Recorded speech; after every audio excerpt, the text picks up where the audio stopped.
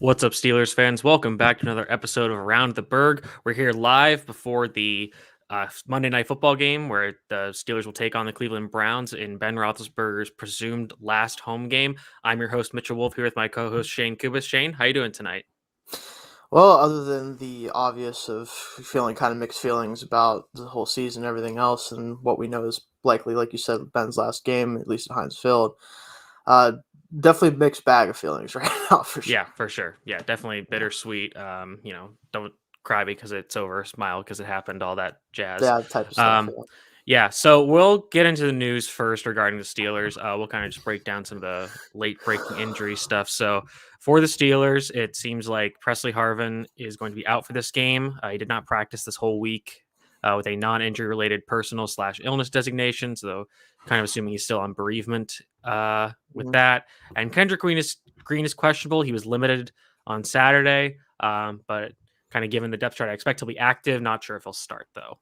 Right, exactly. We'll see how they shuffle the offensive line for that. Yeah, and then Buddy Johnson is out due to injury, and then Devin Bush, Joe Schobert are still on the COVID list. So Steelers are dangerously thin at the inside linebacker position where they're already questionable. So they'll be basically playing some combination of Robert Spillane, Marcus Allen, and Ulysses Gilbert III. So it's going to be Yeah, we'll quite the see. quite the cadre of Yeah. people. Yeah, I mean, Yeah. at the same time, like as much as it's unfortunate to be in that position, like the run defense has already been so bad. It's like it can always get worse, but can it really get that much Yeah. worse? It's like Yeah. maybe Yeah. someone will be sparked by playing time. Maybe Gilbert will make a play or something like that. We'll Mhm. see. Yeah, they're getting Isaiah Buggs back from the COVID list, Yeah, but then Chris Wormley is now on it, so yeah, kind of a one for one there. You could probably argue that this is a worse trade off because Wormley's been playing quite well as of yeah. late, He has so been. that's not good. On the other side of the field, Browns are still dealing with a lot of injuries. They're going to be missing both their starting safeties, Ronnie Harrison and John Johnson III, along with their slot corner Troy Hill, one of their linebackers and one of their linebackers, Mac Wilson, and Kareem Hunt is also out. I think we're still waiting on word for Malik Jackson. So they're still pretty banged up. I'm not sure 100% of who their COVID list is because it's been kind of everybody at one point or another over the last few Yeah, weeks. So it's a little hard to keep track. yeah. I mean, that's been the story of the NFL. Honestly, just the different COVID list situation and then changing the protocol. So it's now like is our guys gonna be able to play? Like we saw Carson Wentz all of a sudden be able to play, even though he was on the list for a while. It's Yeah. a lot of weird stuff going with that. But yeah, I mean, both teams definitely missing important players. I'd say the Browns definitely are in a worse spot just from both an injury perspective and everything else. So definitely, if we're looking at for edges, we do have a little bit more health going into this game than the Browns seem to. Yeah. And the other part of this is that, and I have a feeling this might have been why the line changed so much. The Browns pretty much have nothing to play for. They've been eliminated from the playoffs. And the Steelers don't exactly have the easiest path, given Yeah, given the unfortunately. Bengals winning the division. So basically, the Steelers to make the playoffs, they need to win both their games, which we knew. They need the Oh, sorry, that didn't happen. So they need the Chargers to beat the Raiders next week, and then the Jaguars to beat the Colts.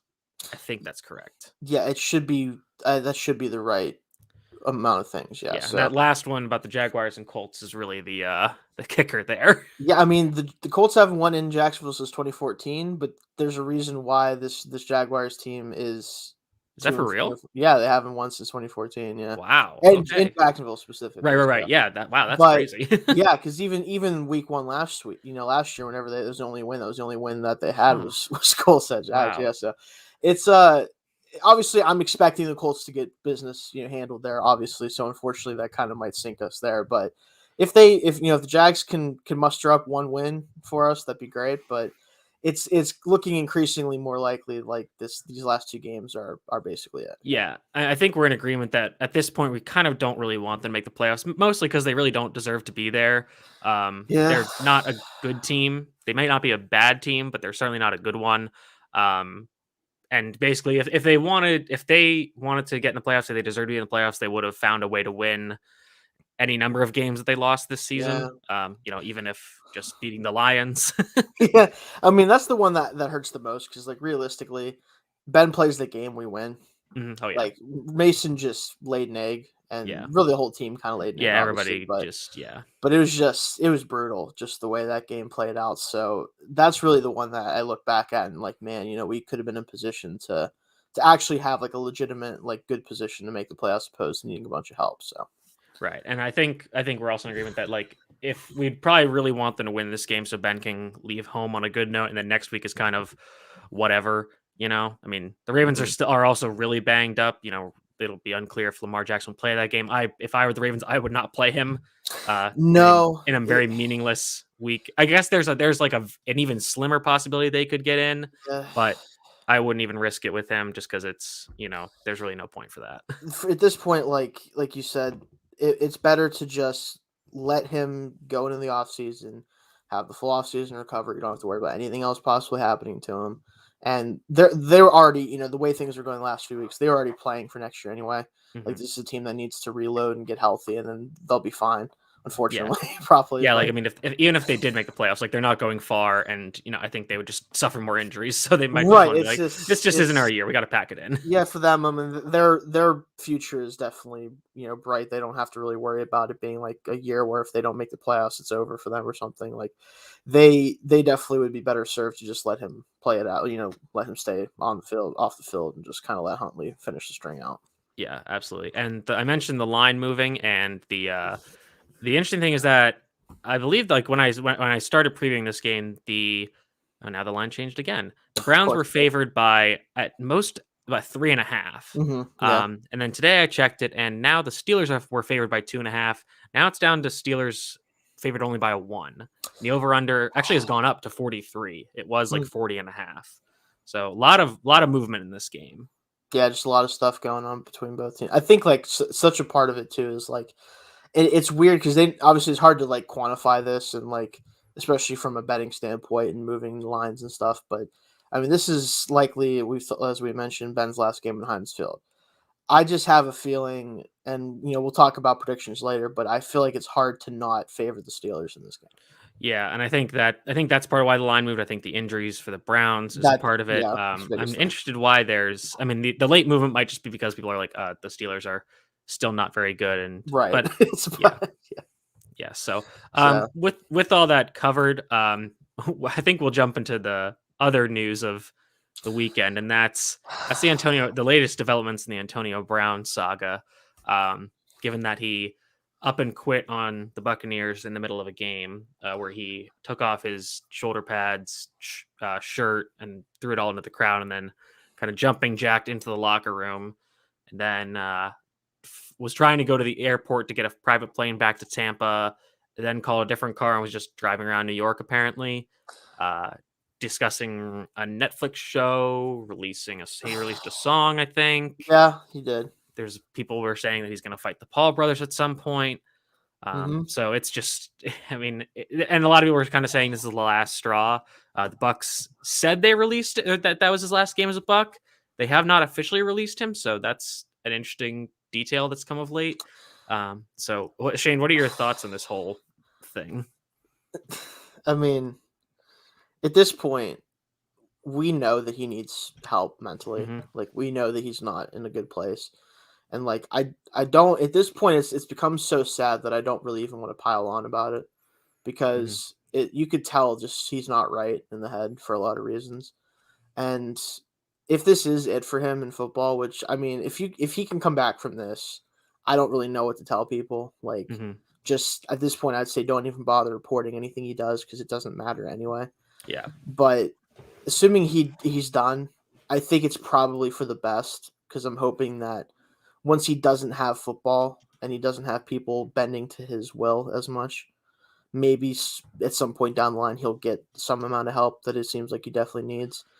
But this is just another thing to add to the list, right? I mean, this is who he's been for the better part of the last 4 years.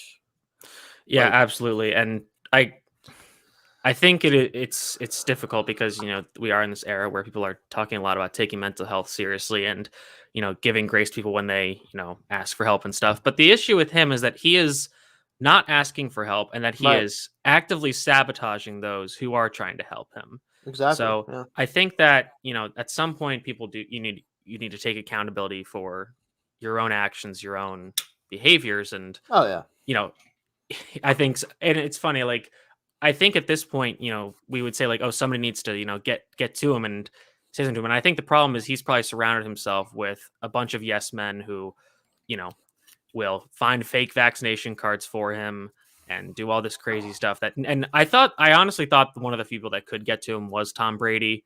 Yeah, And I was honestly a little surprised, and I don't know if disappointed is the right word, but I think the tack that Tom Brady took wasn't exactly the right one. I think that if anybody were to reach him, it was Tom Brady, and Tom Brady had the opportunity to say, like, you need help. Like instead of like, oh, like we're all thinking of him, like we all hope to help. He gets like, maybe he's one of the people that could actually say something to Brown that would get him to kind of wake up, for lack of a better term. And he didn't do that. And I think it is obviously a very difficult situation, but at some point, I think that, I think he's a danger. I think honestly, he is a danger to one himself and, people that are relatively close to him. He does have multiple children, and I honestly hope that he doesn't see them that much, because I don't think he deserves to, and I don't think he should for their safety.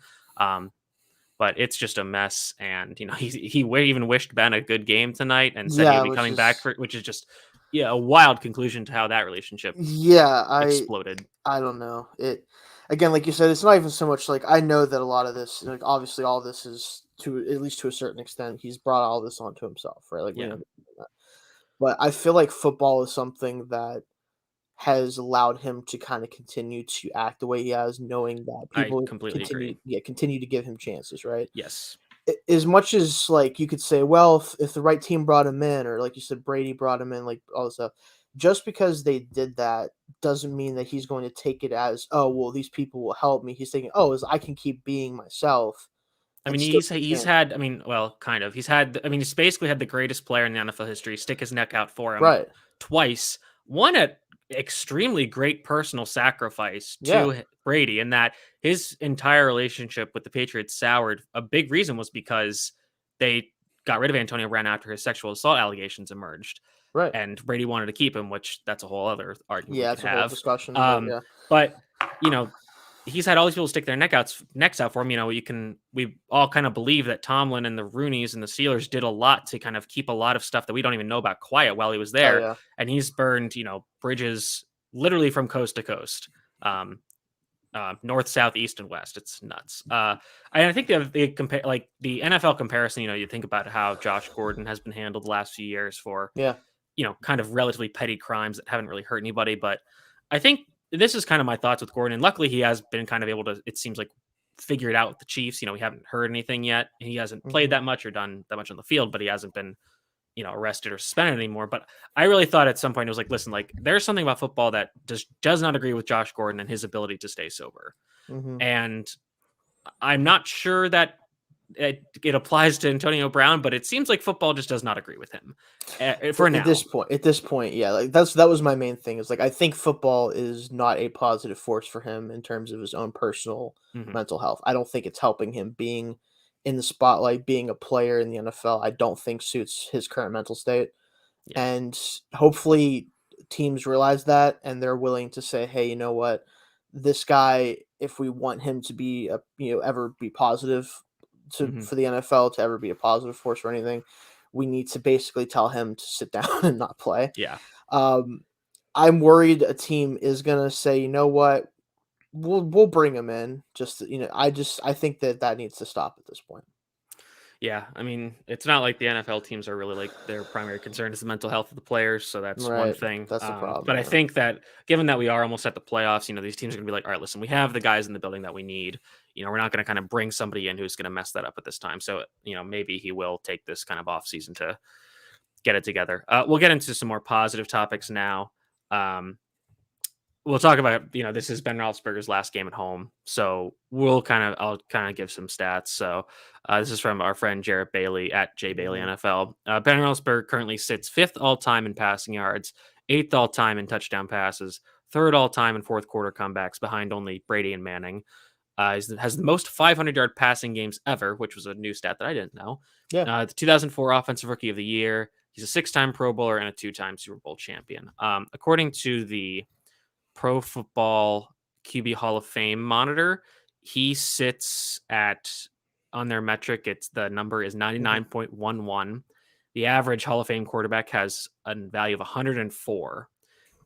He sits, every player ahead of him is in the Hall of Fame except for Tom Brady, Aaron Rodgers, Drew Brees, and Matt Ryan. Which Ryan being ahead of him was relatively surprising to me, but I think that The MVP that he has really weighs a yeah, lot the into that. MVP, the first team all this thing seems to really value first team all pros Accolades. Yep. because Manning is still ahead of Brady by 0.18, despite Mhm. Brady having 5 more Super Bowls. Yeah, it's really heavily weight because they do focus on like personal metrics, like things that only you Yeah, can equate to that player, which yeah, I think is generally a good way to do it anyway. But that's yeah. beside the point. But yeah, I mean, it's just crazy Yeah, that Brady is still behind Manning in this. yeah. But Well, I mean, Manning's like the accolades are just yeah, ridiculous from a personal achievement standpoint. So I'm right. not surprised based on how they do it that that's the case. Yeah, Yeah. and there aren't in terms of the Hall of Fame quarterbacks behind Ben. There aren't many that are from the modern era. So like Bart Starr, Terry Bradshaw, Roger Staubach, Dan Fouts are all behind him. Kurt Warner's behind him. Warren Moon, Troy Aikman, and Jim Kelly are behind him, and those guys obviously won. Well, those few of those guys won multiple Super Bowls. Moon and Kelly didn't, but Hmm. they've been to a lot of them. So I think that this is kind of he's a surefire Hall of Famer. I think probably first ballot given the statistics and winning 2 Super Bowls. So. Yeah. Yeah, that part of I think everyone's kind of known for a long time that he is one. Not only is he a Hall of Fame quarterback, but he's likely going to get in his first try. I mean, he's very one in general, just as a player, he's very well respected. But also, being a Steeler doesn't exactly hurt his chances because we know there's a lot of people that tend to think there's a bias in the Hall for Mhm. Steelers players. Which I mean, I would just say like if you're good, you're good. But whatever.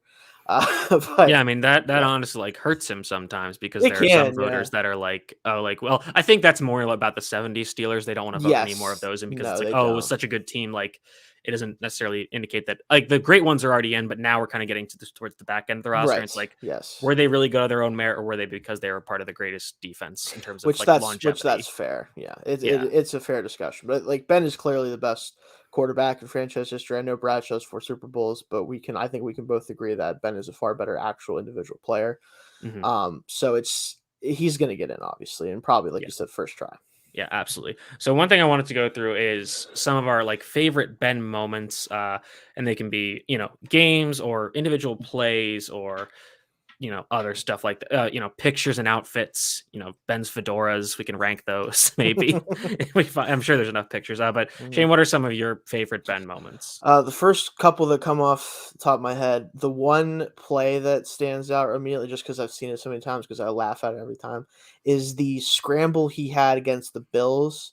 I Hmm. forget what year I it just saw was, that one but today. yeah, Yep. the call was great. The escapability of Hmm. it's like, yeah, I think he's they said, literally "Oh, he's down," and then it's like, he's "Oh, a, no, no, he's not."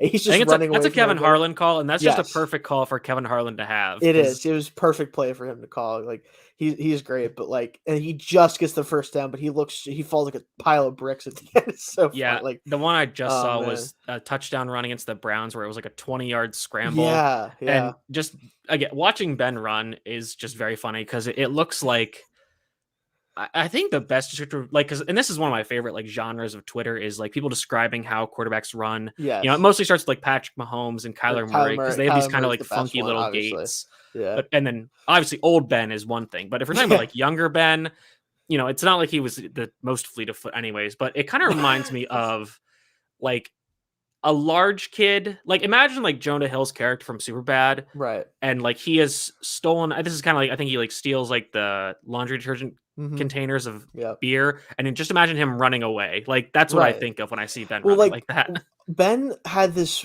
like for years. He had this tendency, like he'd run across the field to one side and then put the brakes on. It would take him 15 minutes to stop, Hmm. and somehow defenders would slide right on past him and never even touch him half the time. And then he'd start running back in the middle of the field again, and then he'd Yeah. find her. I'm like, how did you miss this guy? He's a million feet tall. He's 250 pounds. It's just so funny how guys couldn't tackle him.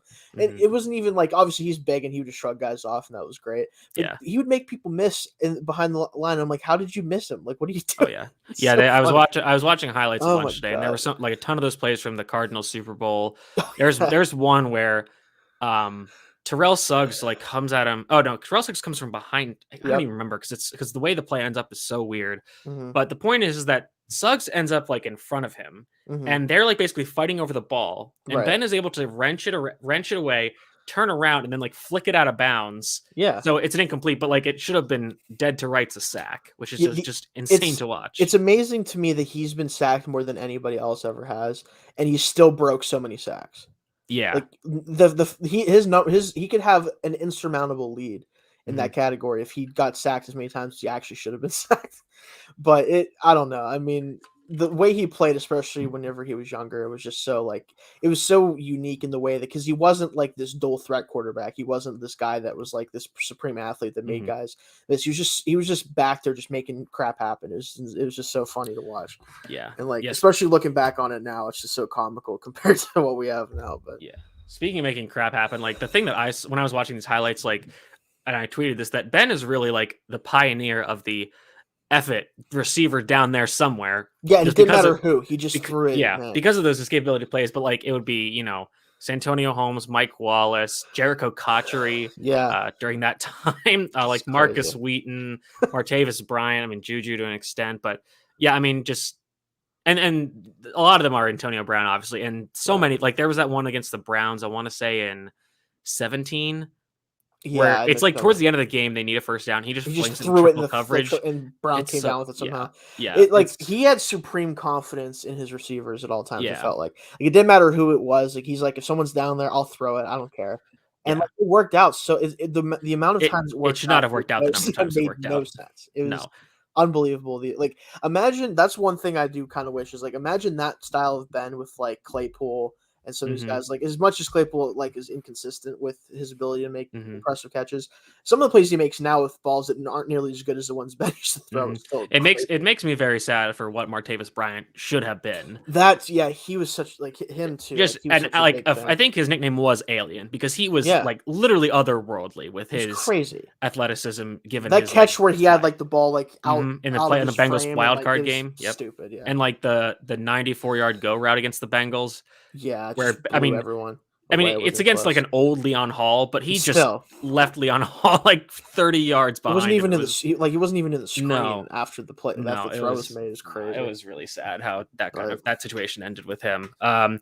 But I think some of my other favorite moments are like the back-to-back 6 touchdown games in that was such a 14. wild season in general. But yeah, I think that like middle part of that season was like peak Ben. that was That peak Ben. That was Ben at the height of his actual ability as a passer, yeah. where like he That, just could not miss. It felt mhm. like everything was just easy to him.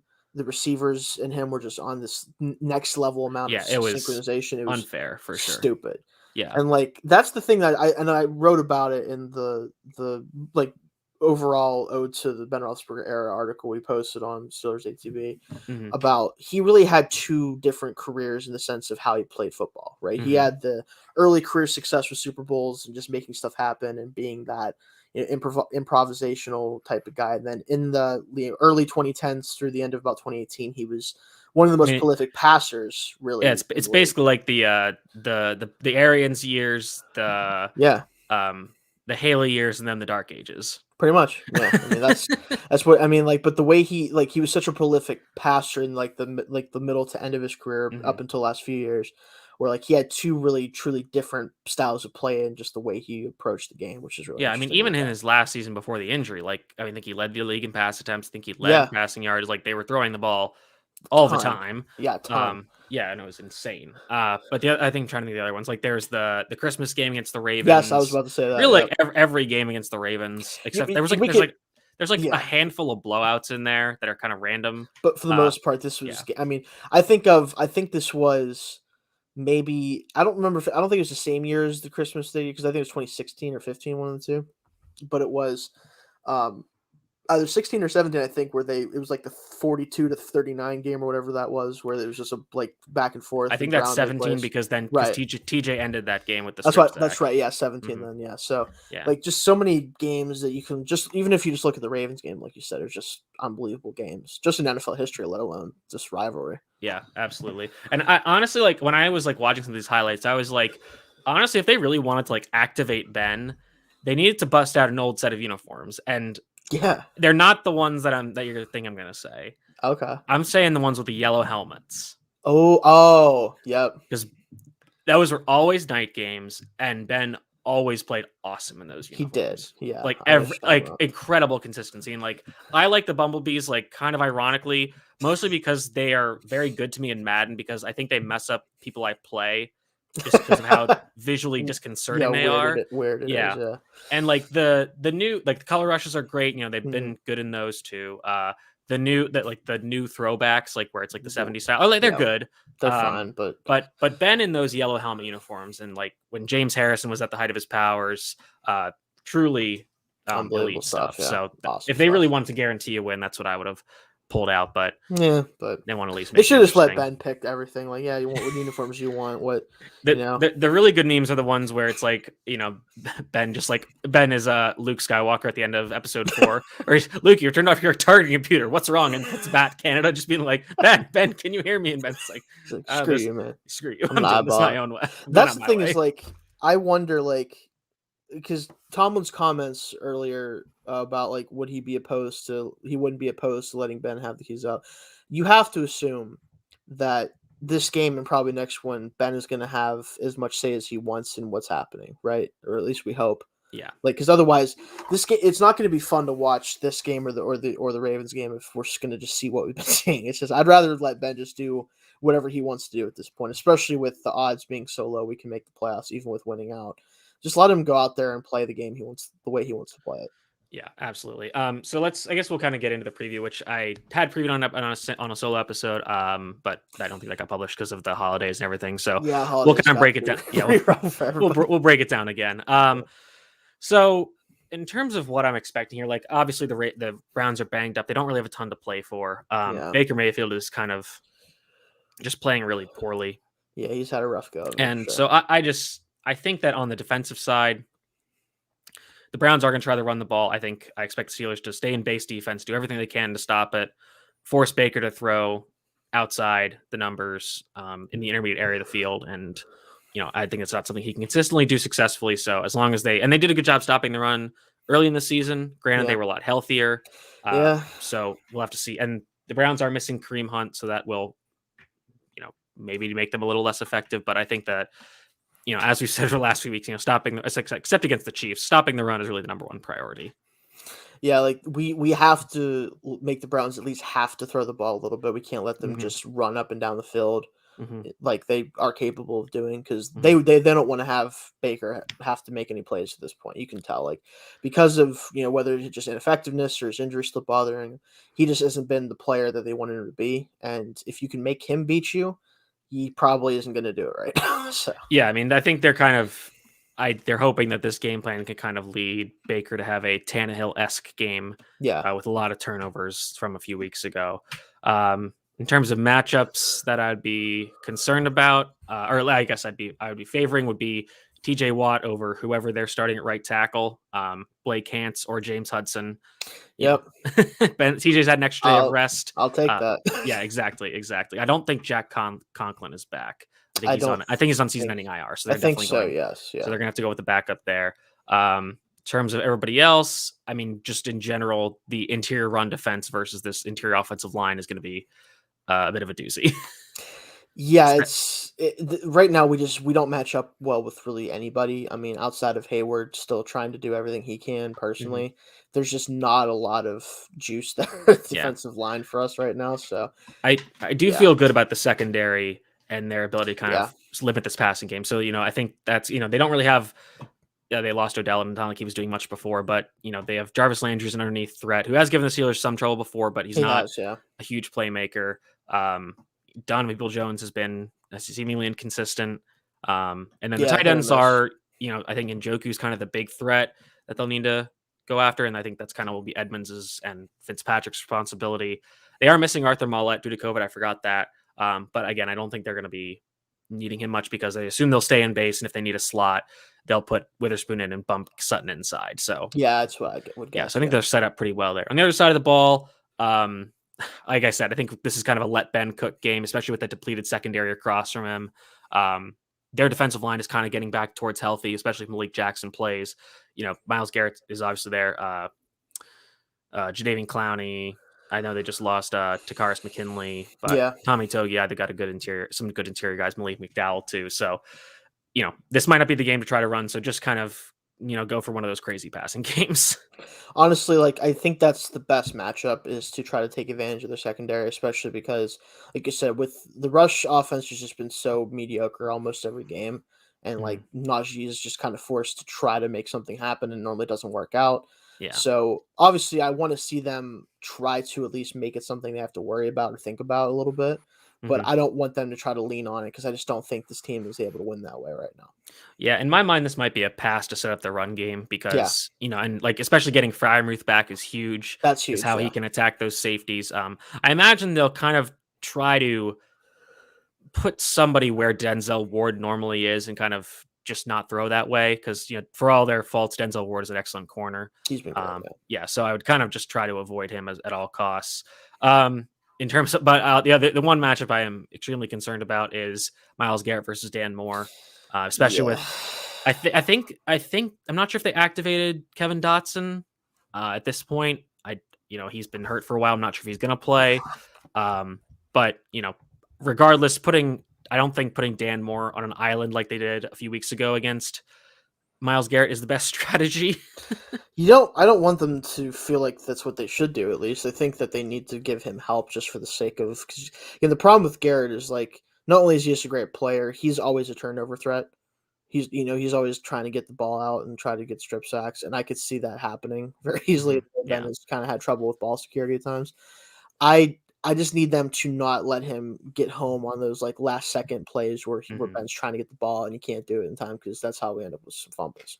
Yeah, and I mean, I'm the interior defensive line for the Browns in terms of pass rushers is solid. I think they are starting J.C. Hassenauer tonight, so he'll have to hold up there, which I would say he's better at that than run blocking, and that's not saying he's great at either, but of the two, that's where I'd be more inclined to. And like I said, tight ends, inside receivers against safeties, and backup slot corners is where I'd attack in terms of this offense. With that, let's get into our picks. Like I said earlier, the Steelers are now favored by 1. I got them at +3, so I'm feeling quite good about that bet. And then the over-under is 43. So Shane, let's hear your prediction. Really, the question for myself right now, do we mush ourselves? Do I just go for broke and be like, listen, Ben's gonna light it up and it's gonna be great and we're all gonna be happy tonight, and then we'll have to deal with the consequences of our actions later? Because that's a future you problem. Exactly. It's like, I'll deal with the consequences later. I'm gonna say 27-21 Steelers. Okay. I'll be a little more bold in terms of margin.